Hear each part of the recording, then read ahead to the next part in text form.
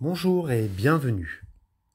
Poursuivons cette série pour aborder comment sortir de l'hypnocratie. Il ne s'agit pas simplement de se débrancher, de fuir les réseaux, se réfugier dans une grotte. Ce serait encore croire au pouvoir magique de la déconnexion, comme si l'envoûtement venait uniquement des machines. Mais l'hypnocratie n'est qu'un miroir, un révélateur. Ce que les écrans amplifient, c'est ce que nous portons déjà, notre propension à l'oubli, à l'identification, à la répétition. Désenvoûter le monde, c'est autre chose. C'est une transformation de notre rapport au réel, au langage, au temps, à soi-même.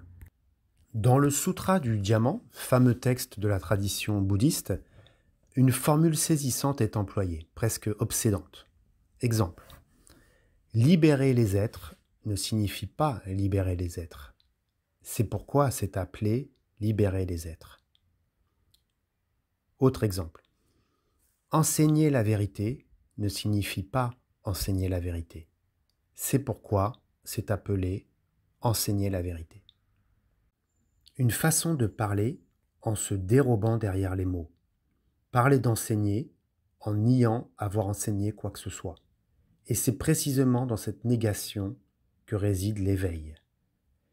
D'ailleurs, le titre de ce texte évoque ainsi le diamant de la connaissance pure qui tranche l'illusion. C'est la méthode du Kuan, ces énigmes paradoxales de la tradition zen au Japon qui brisent la logique ordinaire pour ouvrir l'esprit à l'évidence directe. Quel est le bruit d'une seule main qui applaudit ? Demande par exemple Hakuin. La question n'attend pas une réponse rationnelle, elle épuise la pensée conceptuelle jusqu'à ce qu'advienne le silence, la compréhension sans mots. Ce n'est pas un jeu de langage, c'est une clarté radicale. Les mots sont des conventions, des signaux, des gestes dans l'espace. Et seule la conscience de leur vacuité peut leur rendre leur justesse. Ainsi devez-vous voir le monde, comme une bulle d'écume, un éclair, une illusion.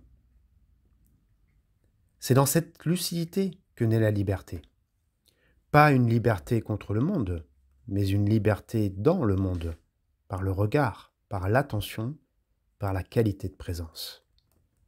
Désenvoûter le monde, c'est réactiver une relation sacrée à notre corps, à la parole, à la perception, à l'autre. C'est s'ouvrir à des traditions millénaires, les voies du yoga, de l'alchimie intérieure, des sagesses contemplatives. Des chemins qui ne fuient pas l'illusion, mais la traversent jusqu'à sa racine.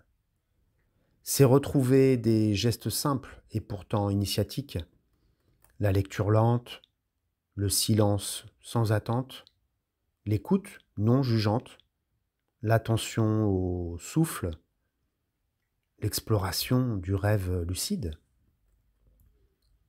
Et c'est là que commence peut-être une autre histoire, une autre possibilité pour l'humanité. Car si nous savons voir au-delà des mots, au-delà des apparences, alors nous pouvons rêver autre chose que la manipulation et la distraction. Nous pouvons imaginer une société gouvernée non par les flux de clics, mais par la sagesse, une noocratie intégrale. C'est ce que nous envisagerons dans la scène suivante. À bientôt!